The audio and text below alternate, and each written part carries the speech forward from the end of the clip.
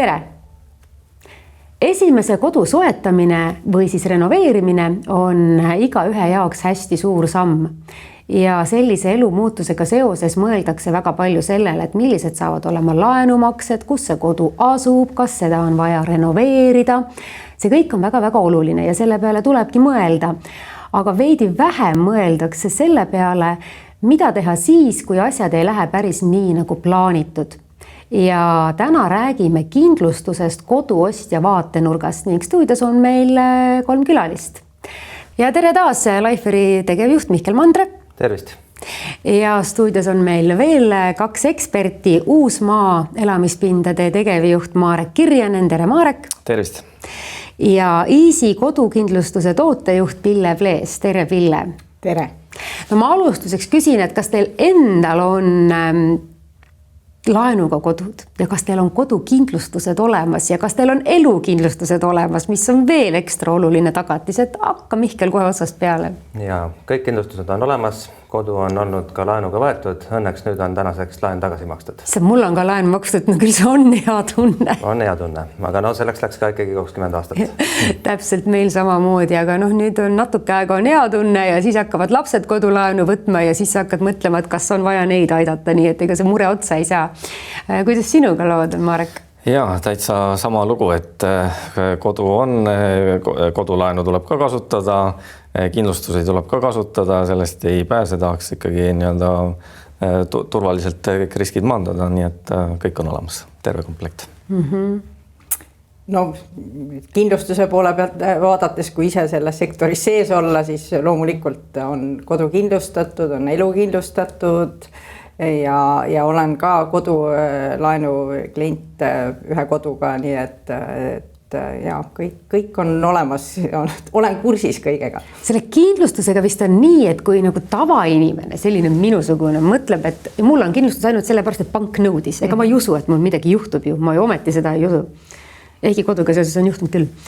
Et siis, kes nagu töötavad selles valdkonnas, need nagu puutuvad kogu aeg kokku nende olukordadega, et päriselt midagi juhtub. Aga keskmine inimene mõtleb, et juhtub kõigil teistel, aga mitte minul.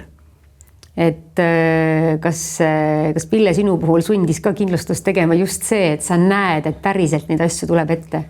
No ikka ütleme nii, et seda nüüd, et keegi mind sundis seda tegema, seda pole kunagi olnud, et jah, võib-olla ma olen üsna pikalt ka kindlustussektoris töötanud ja see nii-öelda kindlustusteadlikkus võib-olla on suurem ja ka neid nii-öelda näidisjuhtumeid, mida kuuled, mis on juhtunud klientidel, mis on juhtunud sõpradel, tuttavatel, sa oskad seda tähele panna. Tavaliselt, kui inimesed teavad, et sa töötad kindlustuses, ükskõik mis valdkonnas, siis kui neil midagi juhtub ja see on seotud kindlustusega, eks nad ikka küsivad nõu ja abi oma tuttavalt inimeselt, et puudutagu see elukindlustust või varakindlustust või reisikindlustust. Nii et ja mina ise ikka olen teinud sellepärast, et ma küll ütlen, et kõige parem kindlustus on see, mida kunagi vaja ei lähe. Sest kindlustus võib ju kahjud hüvitada, aga tegelikult selle jamaga pead sa ikka ise tegelema ja seda aega, vaeva ja muret, et selle asi korda teha, et seda ju tegelikult ei kompenseeri keegi, et see on su enda aeg. Nii et mina usun, et kindlustus enda südamerahuks peaks olema ja see mõnes mõttes nagu hajutab riski, et ma ei pea ise kogu aeg hoidma omal mingisugust raha puhvriks, et kui midagi juhtub, et küll on hea, ma võtan sealt säästukontolt selle raha välja. Ma arvan, et täna on targemaidki kohti, kuhu seda raha investeerida. Et minu jaoks ta on nagu selline tagatisfond, kus siis võtta, kui midagi peaks juhtuma. No aga enne, kui sul üldse midagi kindlustada on, tuleb see vara endale soetada, mida kindlustada ja millega seoses siis võib-olla ennast ka kindlustada. Et millised, Marek, need kodu ostmise puhul tehtavad sellised kõige suuremad võib-olla möödapanekud on, et elevuse või siukse uudse olukorra tõttu on võib-olla inimesed liiga entusiastlikud millegi suhtes või ei taha kõige peale mõelda? Et kodu osta on kindlasti suur samm ja õnneks kaalutakse nagu mitu korda tegelikult kõik nüansid nagu läbi ja selles osas ma isegi tahaks keskmist sugust koduostjat kiita, et kõiki asju nagu vaadatakse, aga võib-olla et kes emotsiooni pealt ostu teevad, et võib-olla nad vaatavad seda kodu ennast, aga võib-olla selle nagu ümbruskonnale või keskkonnale nagu panevad vähem rõhku, et näiteks kui nii-öelda perelisa tuleb, et tunduks ju nagu väga loogiline, väga mõistlik samm, et korterist kolida kuskile maale rohelisse keskkonda ja lapsed saavad seal joosta ja kõik, et aga siis pärast tuleb see, et kus see siis tugivõrgustik on, et see on võib-olla hoopis teises suunas, eks ole, et see on nagu probleemne. Ja üks võib-olla näide ka, mis mul just hiljuti siin läbi käis endale, et inimene ostis endale just uue kodu samas kõrval asumisse, et tegelikult piirkonnal ta ei teadnudki väga palju nagu rõhku panna, sest just nagu oli ju sarnane piirkond ja alles värskelt sisse kolinuna, siis ta juba leidis, et tegelikult ikkagi see asum mulle ei meeldi. Ja juba nagu vaatab nagu seda, et kuidas ma nagu saan selle nüüd nagu siis realiseerida, ehk siis tegelikult kodu oli kõik ju perfektne, aga lihtsalt see nii-öelda nagu keskkond ei meeldinud ja ilmselt algul ei osanud selle peale nagu väga palju. Ta tegi nii-öelda oma ilusa sisekujunduse põhjal emotsiooni ostu põhimõtteliselt. Emotsiooni ost, et kõige klassikalisem. Ma olen veel mõnikord mõelnud, et kui ma näiteks loen mingisugust postitust, et mingisugune lastega pere ostis endale, kolis linnast maale ja ostis mingisuguse sara, siis ma olen alati mõelnud, et kuidas te seal elama hakkate, et talv tuleb ju. Et võib-olla see ka, et kui sa nagu kevadel lähed kuskile ja vanas taluaias, ma ei tea, õunapuid ja sirelid õitsevad ja siis sa võid ka teha sellise emotsiooni ostu, mida näiteks ei taha sul pank väga isegi kindlustada millegi vastu pärast. Või siis kindlustusfirma. Jah, et eks need nii-öelda vanemad majad ja uuemad majad, eks seal on ka neid erisusi palju ja eks muidugi pank oskab ka õnneks nii-öelda suunata seal, et kui klient väga selle emotsiooni peale nagu läheb, et siis pank ka suunab, et kas sul on ikka vahendeid seal võib-olla need küttesüsteemid muuta, võib-olla soojustust teha, et tegelikult seal nende vanemate objektidel on nagu hulk selliseid tähelepanekuid, millega peaks tegelema, et Pille, kas tuleb nagu selliseid olukordi ette nagu sinu valdkonnas ka, et inimene ütleb, et oi, aga ma üldse nagu ei osanud nagu kodu soetades selle peal mõelda? No mulle vahest jääb tunne või näen ka, et kui see energia on läinud selle uue kodu soetamise peale, et käiakse seda vaatama, siis räägitakse läbi pangaga, vaadatakse võib-olla müüakse oma olemasolevat kodu, siis kindlustus võib-olla jääb teinekord viimasele hetkele või tundub, et ma hakkan sellega siis tegelema, kui ma enam-vähem lähen notarisse seda kodu siis nii-öelda enda nimele vormistama.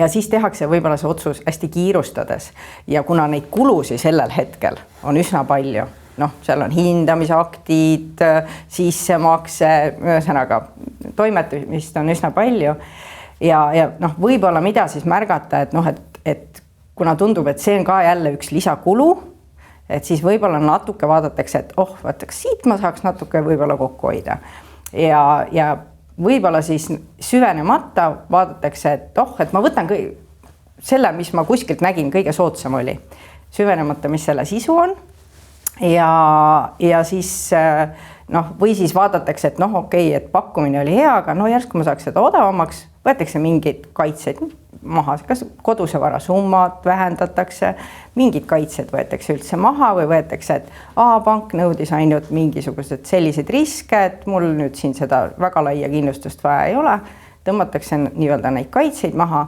tehakse see leping ära ja siis lepinguga on ju see, et võib-olla siis järgmine aasta on olukord oleks juba rahulikum, kui ma seda lepingut uuendama hakkan, siis ei süveneta ja siis leping jälle pikendatakse samadel tingimustel ja võib-olla läheb niimoodi mööda mitu aastat ja siis võib-olla juhtub midagi ja siis selgub, et kas mingi lisakaitse ei olnud valitud või siis koduse vara summa oli liiga väike või ei olnud valitud õigeid nii-öelda tegelikult vajalikke kindlustuskaitseid sinna kodule peale, et seda on vahest märgata.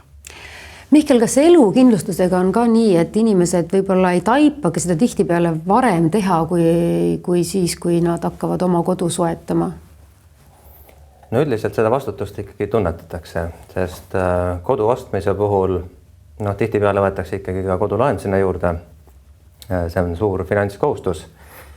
Eestis on suurusjärk 200 000 kodulaenu ehk siis väga palju ikkagi kinnisvara on finantseeritud laenudega. Omakorda võiks öelda, et on kuskil 150–160 000 jõusalat elukindlustuslepingut, millest suurusjärk 100 000 on seotud kodulaenu klientidega. Nii et pooled võtavad, kes laenu võtavad, teevad ka elukindlustuse? Noh, ütleme peaaegu, ta võib olla ka siin need numbrid natuke erineda, aga kindlasti laenu võtmine, kodu ost, see on vastutuse võtmine, see klient kindlasti vastutust tunneb, ta tahab seda riski maandada, see on hästi loogiline ja keegi kindlustatakse päris palju. Marek, kas riskid sõltuvad sellest ka kuidagi, et kas ostetakse korter või maja või missugusesse piirkonda või missuguses seisukorras see kodu on? No eks üldjoontes seal on ju need nii-öelda faktorid on ju samad, aga võib-olla jah, selle maja puhul on lihtsalt see, et sama nii-öelda standardi pealt vaadates korter versus maja on lihtsalt kallim. Eks siis on seal ilmselt ka laenumaksed suuremad, kindlustusmaksed suuremad, eks ole, et kõik see pool ja lisaks võib-olla see ka, et kui korteri omanikuna sul on, vastutad ise nagu ainult selle korteri eest, siis ja kõik see nii-öelda korteriühistu tegeleb selle hoonega sisuliselt, siis maja puhul sa pead nagu kõigega arvestama, et see on nagu see maja ja sul see kinnistu ja kõik on nagu sinu vastutusala, et need on võib-olla need erinevad nüansid. Nii et inimene peab võib-olla natukene oma olemusega ka tuttav olema enne oma kodu soetamist, et mis tüüpi asjadega ta üldse on valmis tegelema ja millega mitte. Just. Et kui ennast tunned, et siis on ikkagi nagu parem. Marek, mis sinu vaatest on see asi, mille eest ostja võiks ennast nagu paremini kaitsta juba enne seda ostu sooritamist? Mina soovitaks nii-öelda küsidagi võimalikult palju küsimusi ka ja vaadatagi just see pool, et mis näiteks vajaks hooldamist, haldamist, väljavahetamist, võib-olla on äkki mingisugust puudusi seal, kohe küsidagi konkreetselt nii-öelda nagu koduostjana nii maakleri käest kui ka tegelikult müüja käest. Mõlemad peavad olema sellega kursis. Ja näiteks korteriühistu puhul ka, et kas plaanitakse nii-öelda mingisugust töid, kas plaanitakse laenu võtta, see on ju konkreetsed kulud, mis siis kaasnevad.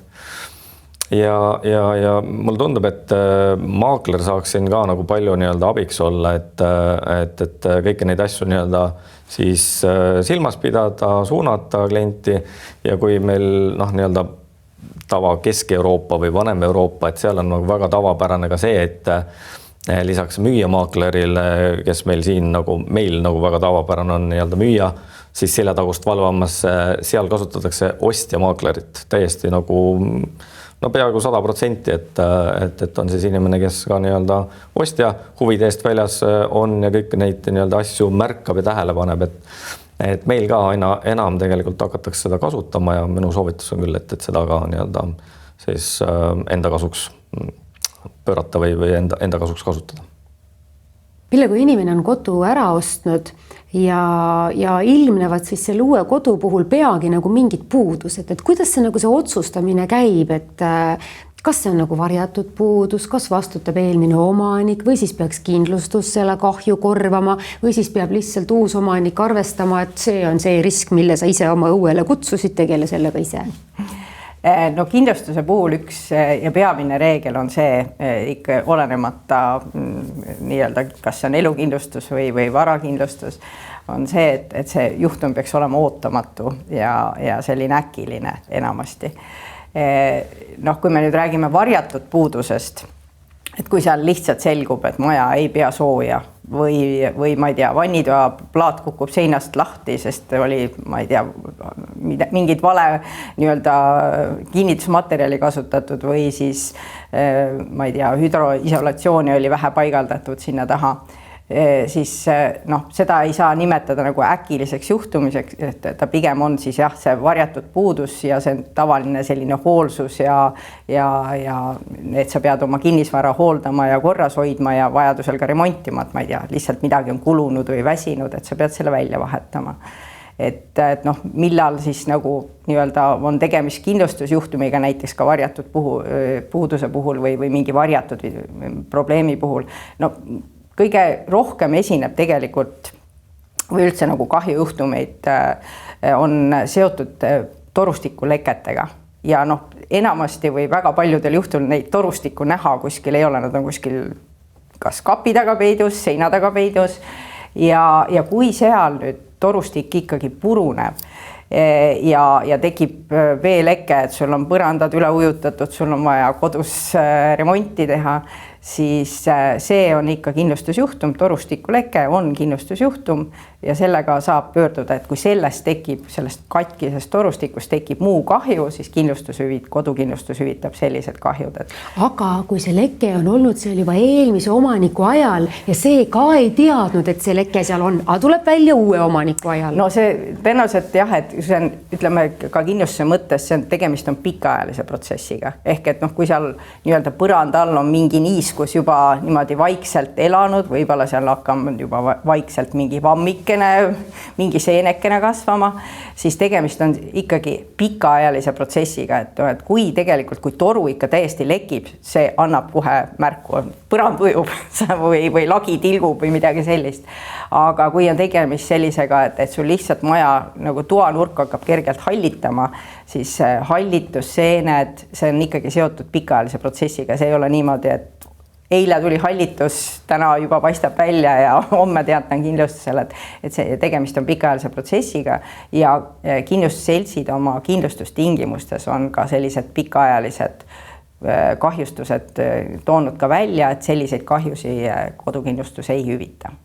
No mida, Marek, need 3 asja, mis nad võiksid olla, no või mingi suvaline arv on ju, et mida koduostja peaks kindlasti kontrollima, et vältida seda, et kohe peale kodu soetamist tal mingid suured kulutused, täiesti ootamatud kulutused selga lendavad? No, mina oleks 3 niisugust nagu soovitust, et esiteks võib-olla ongi kasutada nii-öelda ostja-maakleri teenust, et tema aitab nii-öelda ikkagi vaadata natukene, võtta see ka võib-olla kuskilt suuremast büroost, kus on see kvaliteet ka võib-olla nagu mingist standard rohkem nagu garanteeritud. Ja teiseks ei pääse ikkagi jah sellest, et teiste peale seda vastutust nagu 100% panna ei saa, ise käia silmad lahti, küsida küsimusi, vaadata ringi, eks ole. Ja kolmas, et võib-olla see nii-öelda ümbritseva keskkonna peale ka natukene nagu rõhku panna, et vaadata, mis seal nagu ümbruskonnas on, küsida kas või omanikult naabrite kohta on ju, sest tegelikult lõppude lõpuks on lärmav naaber on ka varjatud puudus. Et seda peab teadma nagu müüa ja seda peaks teadma nagu maakler ka ja ostja-maakler ka kindlasti veel aitaks seda nagu poolt katta. Ja vajadusel isegi suhelda näiteks kohaliku omavalitsusega, et küsida, uurida sealt, et mis on veel siin lähipiirkonnas plaanis, on mingi naabermaja sinna plaanis suur ehitada, vaade muutub, merevaade kaob ära. Et nagu need 3 niisugust soovitust annaks juba, välistaks väga palju niisuguseid üllatusi tulevikus. Näiteks kui meie endale kunagi maja otsisime, siis me leidsime sellise maja, mis meile meeldib keset linna, aga ta oli raudtee lähedal ja siis me kõndisime läbi kõik naabrid ja koputasime ukse peale ja küsisime, et kas teid isiklikult häirib see, et rongid on lähedal, et kas sa paned tähele, et rongid liiguvad, kas see segab sind, kas see ajab sind öösel üles ja mitte ükski naaber ei öelnud, et see neid häiriks ja tuli välja, et rongid ei häirinud ka meid absoluutselt. Küll aga see raudtee remont, mis kestis järgmised 15 aastat, iga jumala suvi haises seal, ma ei tea, millega nad neid liipreid seal üle tõmbasid, see oli ikka räme hais. Aga vaata, selle eest me ei osanud nagu ennast kuidagi kaitsta ja me ei osanud ka naabrite kohta selle kohta midagi küsida. Aga õnneks nüüd on see läbi. Mihkel, kui inimesed nüüd soetavad kodu, siis nad reeglina teevad ära need kohustuslikud kindlustused. Aga kas nad mõtlevad ka selle peale, et kuidas me saame hakkama siis, kui näiteks meil on 2 sissetulekuallikat kodus, 2 leivateenijat, kui näiteks üks mingil põhjusel peab töölt kõrvale jääma, kui palju selle peale osatakse mõelda? Mõeldakse ja mõeldakse järjest rohkem. Ja seetõttu ongi ikkagi laenu võtmise juurde tihti peale käib ka kindlustuse tegemine. Ja mõistlik ongi ju mõelda ka niimoodi, et see kinnisvara ostmine, see kodu omamine, see on ikkagi vara, seda vara tuleb nagu kaitsta, nii kodus juhtub asju, eks, erinevad õnnetusi. Aga endaga võib ju ka juhtuda. Ja täpselt samamoodi võib ka endaga, ka enda sissetulekutega võib juhtuda. Ja on ju vaja ikkagi tagada, et see kodu jääks perel alles, mis iganes juhtub. Ehk siis kindlustatakse tihtipeale just, võetakse juurde elukindlustus, püsiva töövõimetuse kaitse, et see võime laenu tagasi maksta ja kodu jääks alles oleks kaetud. Inimesed on ikka hästi erinevad, et mina tean inimesi, kellel on nagu kõik kindlustused, mis sa välja oskad mõelda, see kindlustus on tal olemas, kuni krediitkaardi kaskoni välja, aga on selliseid inimesi, kes juba olemuslikult on niisugused, et kes ei tee neid kindlustusi.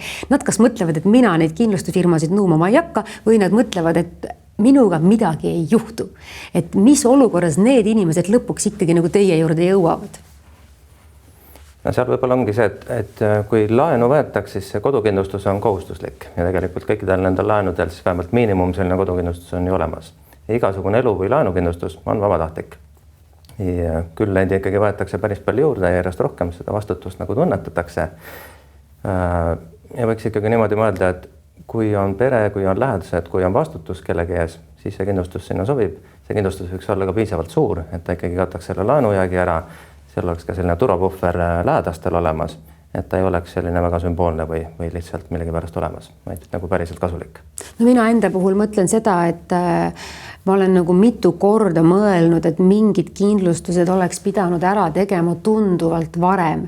Et näiteks kui su mõne pere tervise seisukord läheb nagu halvemaks, siis sa mõtled, et miks ma varem seda kindlustust ära ei teinud. Praeguse tervisliku seisukorraga ta saab ju hoopis kehvema kindlustuse, kui üleüldse saab. Et kuidagi see tarkus kipub ikkagi nagu tagantjärgi tulema nagu väga paljudele inimestele. Et ütleme, kas teie juures on ka sellised asju, et elukindlustust tullaksegi tegema siis, kui midagi on juba juhtunud, et lihtsalt seda välistada, et tulevikus juhtub veel või et hullemini? On ka neid kliente kindlasti, kui nad ikkagi näevad, et kas neil endaga midagi on juhtunud või nende lähikondadega on midagi juhtunud, see tekitab nagu vajadust. Kindlasti see nii on, aga kõige kasulikum on ikkagi kindlustada siis, kui tervisega on veel kõik hästi, siis on hinnastamine kindlasti parem. Meie puhul ka tervisekäitumine, elustiil mõjutab ka veel hinnastamist, see on see kõige õigem hetk, et alati pigem vara kui hiljem. Aga kas nii ka on, et sul ennem pole olnud väga hea tervisekäitumine, aga nüüd sa teed selle kindlustuse ja ütled, et vaat nüüd ma hakkan hommikuti peekoni asemel putru sööma ja nüüd ma hakkan rohkem samme tegema ja et kas te nagu boonusena kohe annate ka hea selle kindlustuslepingu või siis ütled, no ootame, näita ennast, ma ei tea, poole aasta pärast, et mis seisus su tervis siis on? No me anname ikkagi selle soodustuse kohe, et sel hetkel... Lubaduste pealt juba? Lubaduste pealt ja pärast uuendame seda siis sagedusega kord aastas, et seesama on põhimõtteliselt meie puhul siis oma positiivne tervisekäitumine, ehk liikumine, toitumine, vähem suitsetamist, vähem alkoholi, kõik seda tüüpi asjad pöörata madalasse siis elukindlustuse hinda.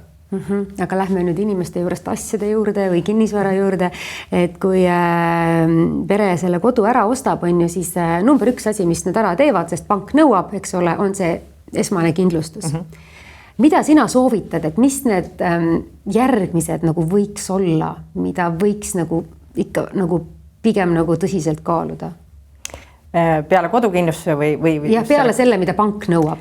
No jah, panga nõue enamasti, ma veel korra eile vaatasin suuremate pankade nõudmised üle, piirdub jätkuvalt. Ma küll nagu vaadates meie ümber toimuvat maailma ja kui palju meil on kõike nii-öelda, kui nutikad on kodud ja mis seal kõik kodudes on.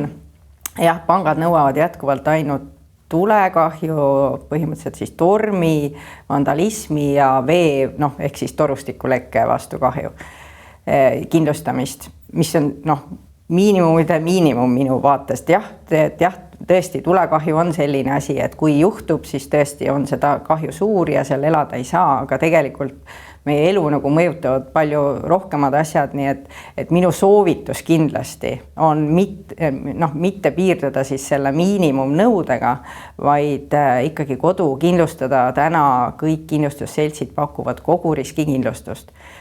See nimetus kogurisk on võib-olla pisut petlik. Ja ma just tahtsin öelda, et see kõlab nii, et ma ei pea lepingut lugemagi, ma olen kõige vastu kindlustatud. Ja seda lepingut on pisut lihtsam lugeda, sest selles lepingus tuleb vaadata ainult välistuste osa, ehk siis tuleb vaadata, et on kogu risk ja tuleb jälgida siis, et on kindlustatud kõik, mis ei ole tingimustes välistatud.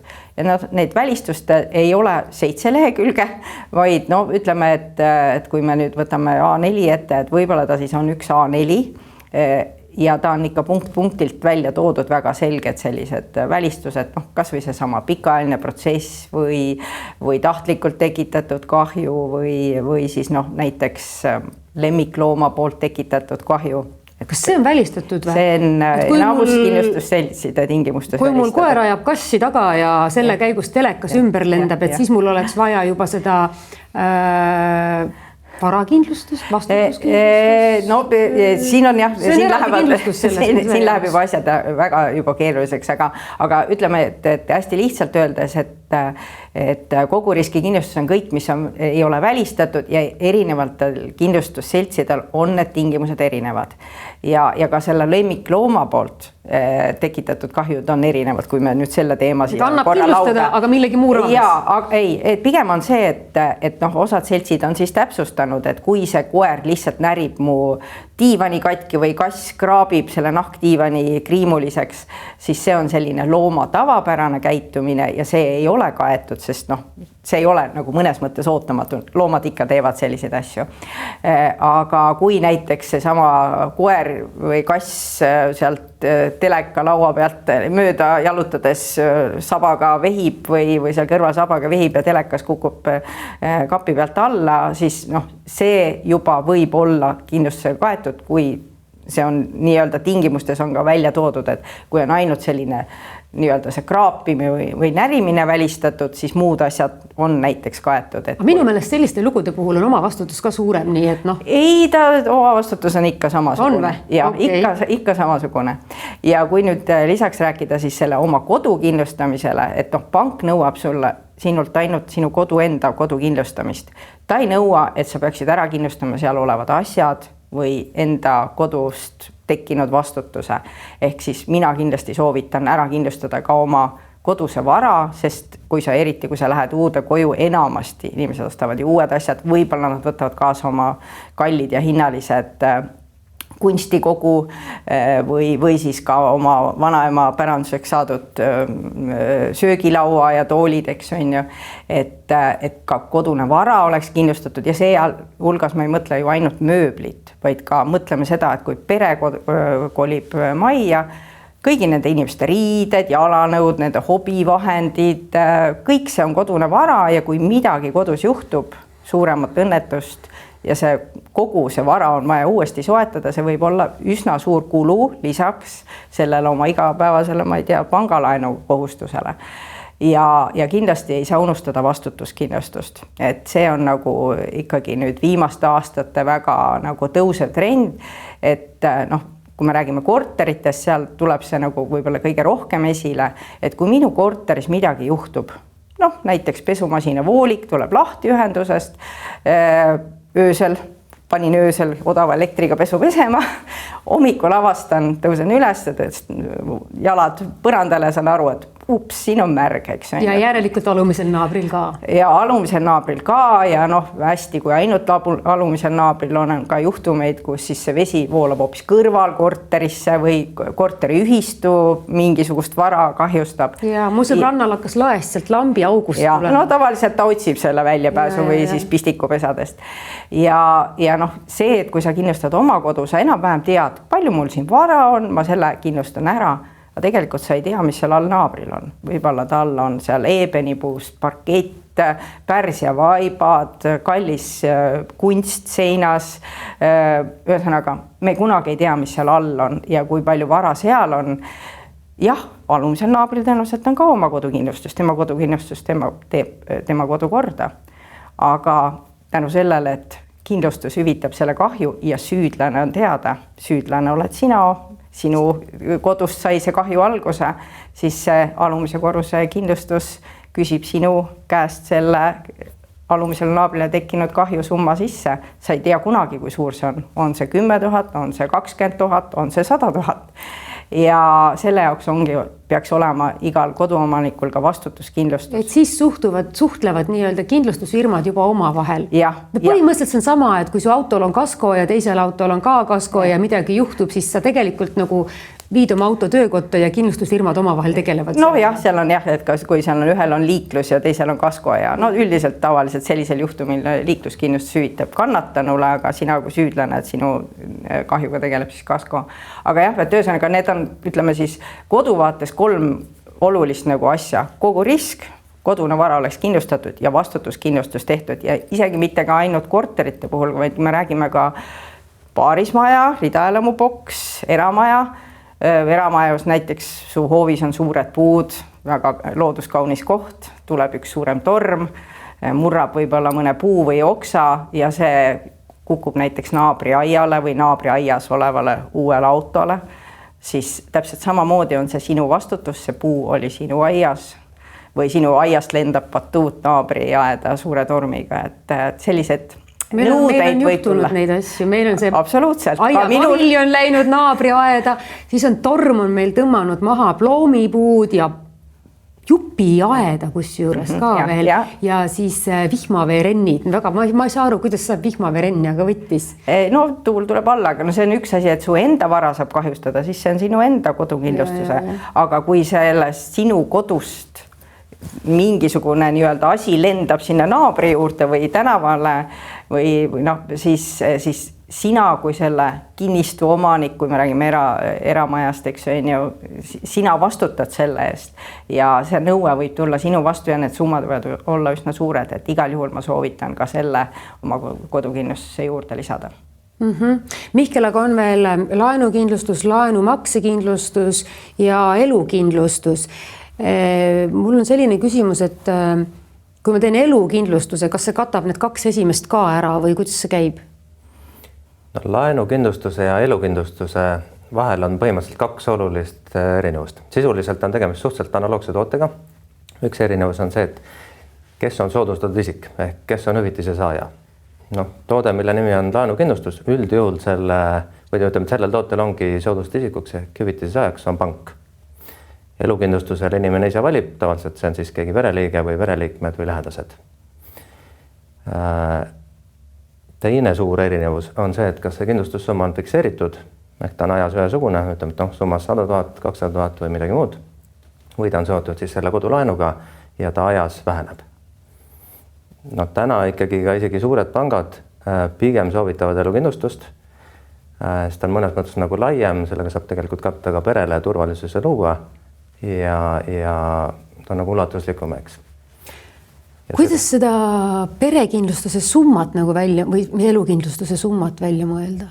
No võikski mõtestada niimoodi, et see kindlustussumma võiks katta inimese siis kohustused, ehk siis ta võiks olla piisavalt suur, et sinna mahub sisse laenujääk, seal võiks olla veel paari aasta sissetuleku ulatuses selline turvapuhver ja põhimõtteliselt sealt võiks maha võtta siis oma sellised likviidsed säästud ja vahendid.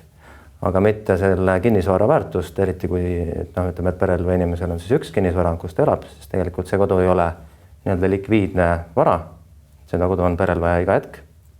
Ja suurem osa ühiskonnast ikkagi on selles seisus, et nende laenujäägid ja see paari aasta palk on oluliselt suurem kui nende likviidsed varad, ehk siin on sellist turvapuhvrit läbi kindlustuse vaja ja sinna siuke kaasaegne kindlustus sobibki. No kui palju seda ette tuleb, et inimesed teevad oma elukindlustuse ära suht noorelt, kui nad nagu näiteks hakkavad kodulaenu võtma ja siis läheb 10, 15, 20 aastat mööda ja siis teil tekib olukord, kus neil on seda elukindlustust nagu millegipärast tarvis. Näiteks läheb tervis kehvemaks või juhtub midagi. Et kas elukindlustuse summa on siis selline, kui nad on seal minevikus tehtud, et ta on nagu praeguste probleemide jaoks väike või siis ta kasvab ajas või on need lepinguid erinevaid või sa oleks pidanud selle nagu üle vaatama mingi hetk, et ta ikkagi nagu oleks tasakaalus sellega, kus me oleme oma majanduse ja elustandardiga parasjagu. Ja, kindlasti see summa peab olema piisav, seda mõistlik aeg-ajalt üle vaadata. Ta üldjuhul automaatselt ei muutu. On ka meil siin ikkagi turul ja klientidel väga palju lepinguid, mis ongi seal 10-20 aastat tagasi tehtud. Talle ajal võib-olla need kindlustussummad olid piisavalt korralikud, isegi krooni ajal tehtud, vahepeal on tulnud siin euro. Ja kui selle kindlustussumma suurus on tänases vääringus ikkagi piisavalt väike, võib-olla seal 10-20 000, siis ta tegelikult ei ole piisav, eks. Et võiks ikkagi neid kindlasti üle vaadata. Meie keskmised summad on siin 150-160 000 nad peaksid olema ikkagi piisavalt, et nad on nagu päriselt väärtuslikud. No enamasti vist ei osteta, Marek, tänapäeval kortereid uusarendustesse, ehkki nendest uusarendustest nagu väga palju räägitakse, et kas keskmine inimene ikkagi ei osta nagu päris uut korterit, et ta ostab nagu natukene vanema?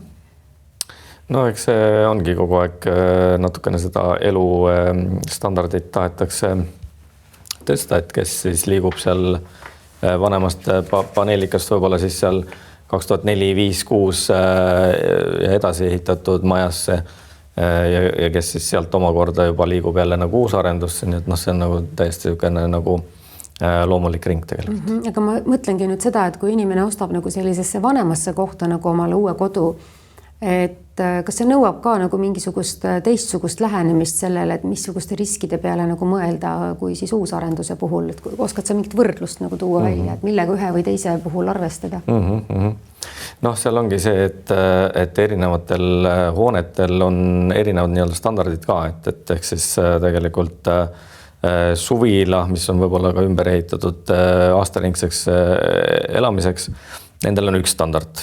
Suvil ei saa öelda pärast nii-öelda ostja ei saa tegelikult müüa vastu minna selle jutuga, et see on natukene ikka jahe on. Suvil on üks standard, on ju. Majale teine standard, nüüd on vanal majal versus uuel majal on ka erinevad standardid, on ju. Noh, kunagi pandi võib-olla ka nagu seina sisse soojustuseks saepuru, et täna sellega keegi enam nagu soojustuseks ei kasuta seda, et vajub ära ja nii edasi, nii et seal on nagu erinevad sellised nagu nüansid, millele nagu võiks tähelepanu pöörata, eriti just nagu koduostjana, et vaadatagi, mis objekti nii-öelda ma vaatan parasjagu ja siis vastavalt sellele nii-öelda küsida võib-olla erinevaid küsimusi, kas või selleni välja, et võib-olla mingit projektdokumentatsiooni küsida, kuidas ehitatud on, mis materjali kasutatud ja nii edasi, et kui noor pere ostab näiteks kodu sellise maksimaalse laenusummaga, mis pank talle üldse nagu välja on valmis andma, siis milliseid riske pere sellise otsusega endale võtab? Noh, seal mina soovitaks alati nii-öelda ostjal siis üle vaadata selle poole, et üks on ju igakuine laenumakse, aga tegelikult on igakuised on ju muud kulud ka, et ehk siis on kommunaalkulud, on ka need samad kindlustuskulud, mis siin nagu, millest me räägime, eks, et ehk siis see komplekt kokku peaks olema nagu niisugune, et isegi kui on eelarves nüüd mingit ajutisi üllatusi, et sa suudad need kõik kolm nii-öelda nagu püsikulud, millest sa ei pääse, et need oleks nagu mugavalt kaetud kuidagi. Pille, kui palju tuleb seda ette, et inimesed kodu ostes nagu ikkagi viimse piirini oma seda nagu rahalist võimekust nagu rakendavad, et nad siis päriselt ütlevad, et teate, et meil ei olegi enam raha, et kindlustust teha, et nad on põhimõtteliselt, nad ostavad liiga kalli kodu. No liiga palju ei ole, ma usun, et pangad juba ise nii-öelda annavad selle laenusummaga märku, et mida siis ostja saab endale lubada mitte.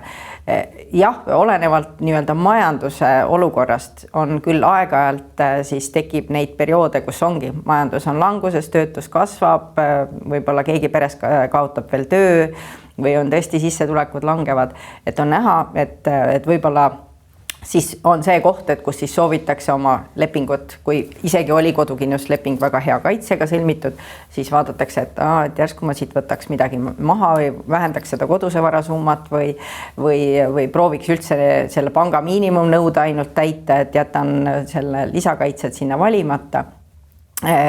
Mina soovitan sel juhul, et kui nüüd tundub, et raha on vähe, et mitte kindlustuse pealt esimesena kokku hoida, vaid see oleks nagu see viimane, sest mida vähem on sul raha, seda parem kindlustus sul peab olema, sest kindlustus tegelikult on ju selle jaoks, et see oleks puhver, kui midagi juhtub, et sa saaksid seal oma kodus edasi elada või toimetada, et sul kõik kodumasinad oleksid olemas, töötaksid, sul oleks kodusoe ja kõik toimiks.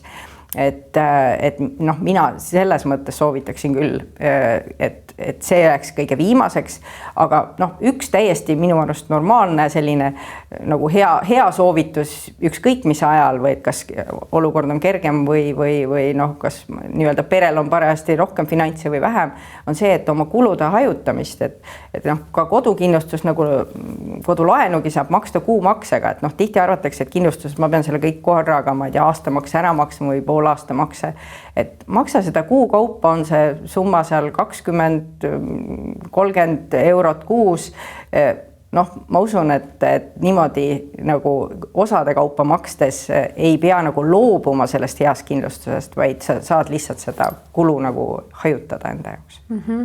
No vot, rääkisimegi, et kui midagi juhtub, et Mihkel, kui nagu midagi juhtub, siis ega ju inimene ei tea ette, et kas näiteks üks pereliige, kes on ka laenumaksja, kaotab siis oma töövõimekuse mingi 3 kuuks, 6 kuuks, 12 kuuks, et kuidas seda lepingut sõlmides, et kuidas see nagu see otsus nagu teha, et ma ju ei tea ette. Mida tavaliselt tehakse, mida te soovitate?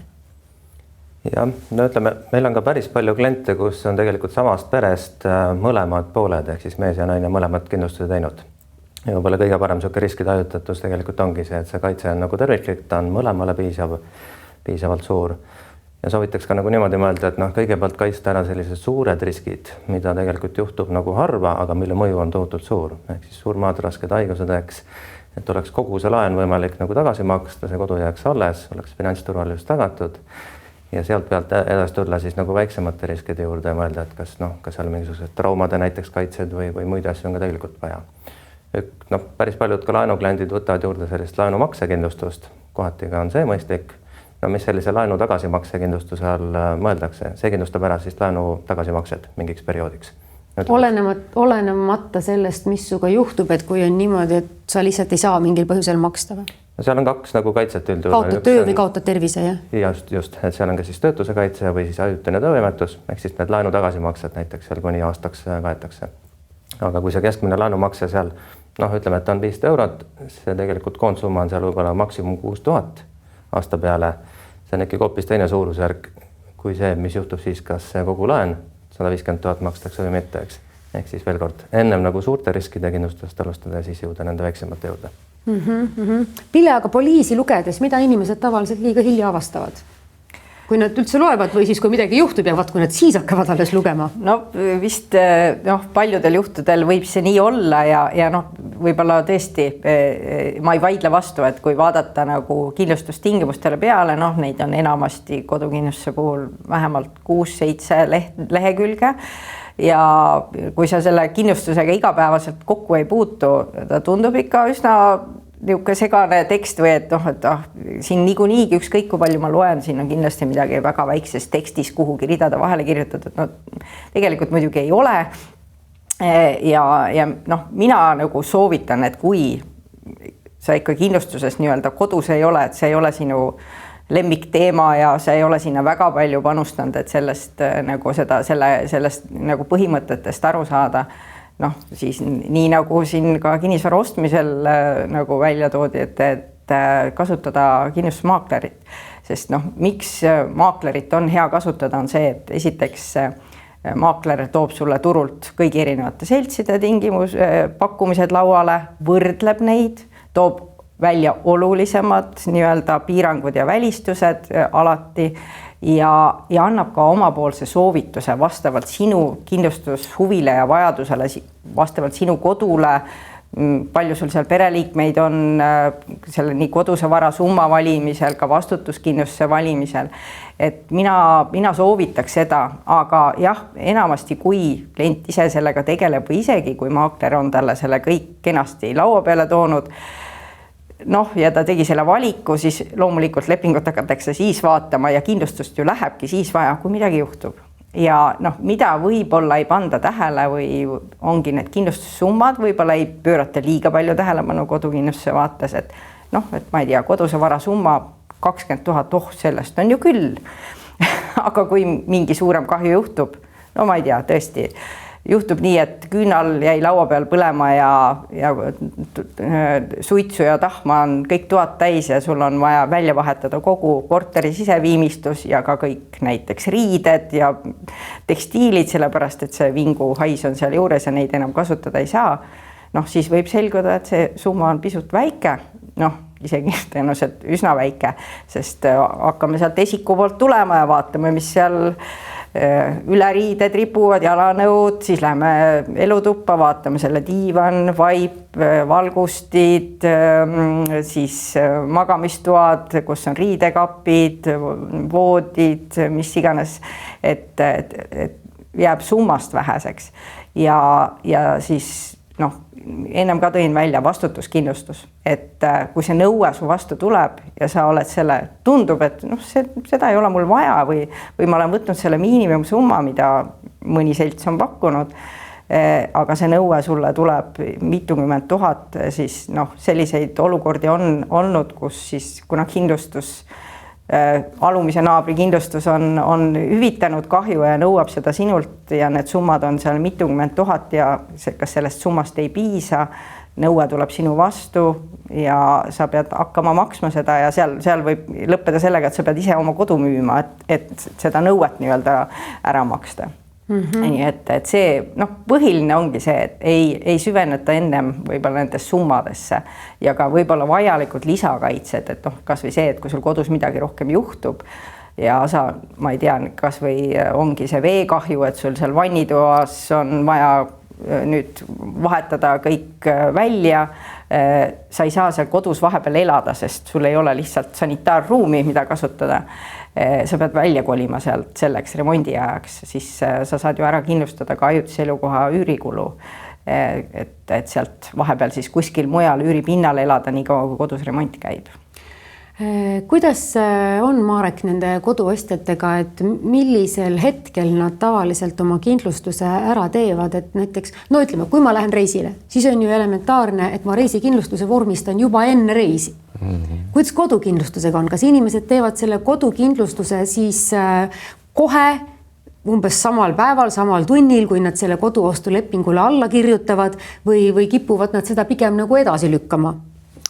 No mulle tundub, et tehakse ilmselt koos selle laenulepinguga ühiselt, et ehk siis pank pakub seal mingi komplekti välja, aga tegelikult mina soovitan küll samamoodi nagu erinevaid pankasid, inimesed küsivad erinevatest pankadest nii-öelda neid pakkumisi siis kindlustustega ka samamoodi, et seda võtta nagu ühe komplektina, et kohe vaadata siis nende kindlustuste poole ka ja tõesti, et nagu siin läbi käis ja erinevad need kindlustus, et oleks kaetud nii varakindlustused, kodukindlustused, isiklik ka, nii et vaadata seda nagu kohe ja kohe nii-öelda siis erinevaid pakkumisi vaadata. Et reeglina võetakse siis, kui on juba nii-öelda kodu välja vaadatud, laenupakkumine olemas, aga tegelikult nii, kui on kodu välja vaadatud, kohe võiks tegeleda nii paralleelselt laenupakkumistega kui ka kindlustustega, et see kindlustus tundub, et on vist nagu üks viimasem muidu. Muidu on vist nii, et noh, pank nõuab ju kohe sellele kodule ka nagu kindlustust, aga kas elukindlustust siis taibatakse ka kohe samal ajal teha või siis lükatakse see kuidagi, et noh, ma ajan need esimesed asjad korda ja siis need kuud lähevad ja alles siis jõutakse selleni või ikkagi juba varem? Siin ütleme jah, pankadel selles mõttes on suhteliselt siuke mugav nagu hetk sel hetkel, kus seal klient võtab ikkagi laenu. No siis talle pakutakse seal kodu ja elu või laenukindlustust ka, see tundub nagu õige hetk ja siis ma kirjutan selle ühele paberile veel alla ja teen selle ka ära. Samal ajal tegelikult ei ole mingit kohustust seda sama kindlustust võtta nüüd sellest konkreetsest pangast, see ongi täpselt see hetk, kus tegelikult nii kodu kui siis elukindlustust. See võiks valida? Võiks natuke mõelda, võiks vaadata, mis variandid tegelikult turul on, võiks pidada nõu, vaadata võib-olla siin ka maaklerite suunas, vaadata erinevaid ka elukindlustuslahendusi ja teha endale kõige kasulikum otsus. No kui seda summat hakata mõtlema, et no mis summa piires ma siis teen, et kui inimene ostab ilma laenuta kodu, mis summa piires ta siis tavaliselt selle teeb või kuidas ta siis arvutab? No laenu puhul on nagu asi selge, et see laen saaks nagu makstud või et ma ei tea, et minu töötasuga võib-olla siis arvestatakse, kui ei ole nagu laenu, et kui kaua mu pere hakkama saab või mismoodi see käib? No kui inimene on nüüd selles seisus, et tal tegelikult sellist vara on piisavalt palju, ta suudab võib-olla kinnisvara osta siis ilma laenuta, siis tal sellist klassikalisest... Aga võib-olla tal on vanemate poolt jäetud lihtsalt. No võib ka nii olla, eks. No ütleme, et aga printsiibis, kui on vara piisavalt, on olust rohkem kui võib-olla niisugust kohustuste poolt ja laenu polegi vaja võtta, siis tingimata elukindlustust tegelikult ei olegi üldse vaja. Aga seal võiks ikkagi juures olla niisugune püsiva töövõimetuse, kriitiliste haiguste kaitse ka sellele kliendile, kel vara on piisavalt palju, võib natuke mõelda nagu teistpidi, et see kindlustus tegelikult sobib ka talle, see annab sellise turvapuhvri. Sa ei pea oma kodu maha müüma, kui sa tööst ilma jääd. Ka see, aga see võimaldab ka võib-olla muud varad investeerida pikaajalisemalt, võib-olla palju kõrgema oodatava tootlusega varaklassidesse, noh, ka kinnisvarasse, võib-olla aktsiatesse, muudesse kohtadesse. Ja see kindlustus on niisugune hea likviidne nagu turvapuhver ja instrument ka sellisel jõukamal kliendil. Sobib ka sellisele panga, privaatpanga võtmekliendi tüpaasile, kellel on võib-olla vara rohkem keskmisest.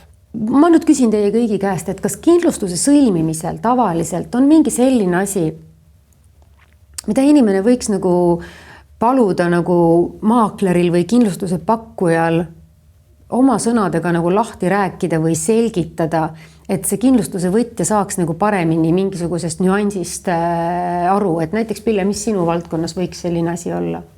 No ma küll ütleks, et küsida võiks tegelikult kõike, et ei peaks pelgama nagu küsida, et kui ma täpselt ei saa aru, et kui kindlustuse pakkuja ütlebki, et ma pakun sulle kogu riski. Vot siis täpselt, et mis küsimused sul tekivad. Mida see siis ei kata? Jah, et tegelikult peaks see kindlustuse pakkuja, on ta siis maakler või kindlustusselts, ka lahti seletama, mida see kogu risk tähendab ja tooma välja ka siis need välistused, et mida siis selle kogu riskiga ei ole kaetud. Et ma arvan, et see on üks põhiline teema, et mis siis üldse on või ei ole kaetud, et need asjad, et need ootused, et oleks realistlikud, jah? Realistlikud, sest ma näen nagu nii mõlemat poolt, et ootuskindlustusel on suurem kui kindlustus, täpselt see, et kui mu põrand on kulunud ja ma tahaks seda lihvida, siis ma tahaks, et kindlustus selle korda teeks. See on tegelikult tavapärane, eks on ju kulumine, aga teistpidi on jälle see, et inimesed ei tule isegi selle peale, et näiteks see, et kui mu pesumasin ühel hommikul enam ei tööta, lihtsalt mingi tehniline rike, ma ei tea, eelmisel õhtul oli jäike, peale seda ei tööta mul digiboks, televiisor, arvuti, võib-olla õhksoojuspump, et selle peale ei tulda, et tegelikult see on ka kindlustusega kaetud. Just selle kogu riski alt on ka sellised sisemised rikked kaetud, et teinekord juba kõik nüüd need kulud tekivad, ma pean ise selle kõik korda tegema, tegelikult võib kindlustuse poole pöörduda ja sealt hüvitis saada. Mis Marek sinu vaatest on selline asi, mida sa soovitaksid inimestel nagu üle küsida enne lepingute sõlmimist? No kinnisvara vahendaja vaatest, ma ei tea, mulle tundub, et võib-olla vahest kas kardetakse või ei teata nagu küsida nagu erinevatest kohtadest neid kindlustusi, et ma ei tea, võib-olla eeldatakse, et äkki kohe, kui ma selle pakkumise küsin, et äkki on kuidagi nagu käest jalust seotud või on nagu mingisugune kohustus seal, et tegelikult mina olen alati soovitanud, et võtke erinevaid pakkumisi, see ei kohusta ju mitte millekski ja sealt valige nagu endale parim nagu välja, et see on võib-olla nagu sihuke, et julgustada nagu ostjaid siis ka erinevaid pakkumisi kaaluma, erinevatest kohtadest küsima, see enne kui ei ole allkirjastatud, enne tegelikult ju mingit kulu ei teki. Mida sina soovitad üle küsida või mida uurida või meeles hoida või et seoses elukindlustusega või selle värskendamisega või? Ja, ma arvan, et samad mõtted siit käisid läbi, kindlasti mõelda nagu erinevad riskid, erinevad situatsioonid, mis tegelikult elus võivad tekkida enda jaoks nagu läbi ja kindlustust, mõtestada võib-olla kindlustust nagu niimoodi, et see on selline turvapuhver tegelikult, mis sellise kindlustatuse loob. See võimaldab ka nagu nii ettevõtetel kui eraisikutel tegelikult investeerida, võtta kohustusi, võtta laene ja olla kaitstud, kui midagi juhtub. Sellepärast ongi kindlustust vaja. No mina tunnen, et mul mõningaid kindlustusi on, aga mõningad on vist veel puudu pärast seda saadet, aga aitäh teile kõikidele kindlustuse teemal täna siin saates arutlemast. Suur tänu Pille, suur tänu Marek, suur tänu Mihkel. Oleks äärepealt Mihkel su nimi meelest läinud. Ja hea vaataja ja kuulaja, meie kindlustuse teemaline Lifeware'i saade on selleks korraks läbi, aga asju, millest veel rääkida, on piisavalt. Nii et kohtume peagi taas ja kindlustage ikka.